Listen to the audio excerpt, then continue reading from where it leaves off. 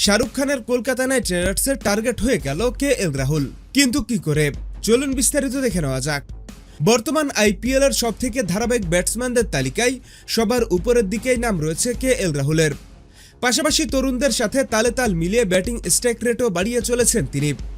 এবারের আইপিএলে এখন পর্যন্ত কেএল রাহুলের সেরা ইনিংসগুলো এসেছে গুজরাটের বিপক্ষে 52 বলে 92, আরসিবির বিপক্ষে 34 বলে 57, পাঞ্জাবের বিপক্ষে 67 বলে অপরাজিত 152 এবং রাজস্থানের বিপক্ষে 40 বলে 75।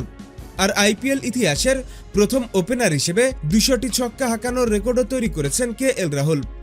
তাই তো বলতেই হচ্ছে, কেএল রাহুল যেমন ধারাবাহিক ব্যাটসম্যান, ঠিক তেমনি ভাবে বিধ্বংসী একজন ওপেনার। এদিকে কলকাতা নাইট রাইডার্সের ঠিক এমনই একজন ওপেনারের দরকার, যিনি ধারাবাহিকতার সাথে যেমন রান করতে পারবেন, ঠিক তেমনি ভাবে দলের নেতৃত্ব সামাল দিতে পারবেন। আর এমন অবস্থায় কেএল রাহুল হতে পারে কলকাতা নাইট রাইডার্সের সেরা পছন্দ। তাই তো কলকাতা নাইট রাইডার্সের মালিক শাহরুখ খান কেএল রাহুলকে যথাসম্ভব 2027 আইপিএলে দলে অন্তর্ভুক্ত করতে চলেছে। যদিও এর আগে 2026 আইপিএলে একটা বড়সড় গুঞ্জন উঠেছিল কেএল রাহুল কলকাতা নাইট রাইডার্সে যোগদান করতে যাচ্ছে, কিন্তু শেষ পর্যন্ত সেই গুঞ্জন আর টেকেনি। তবে 2027 আইপিএলে সেই গুঞ্জন বাস্তবে পরিণত হতে পারে।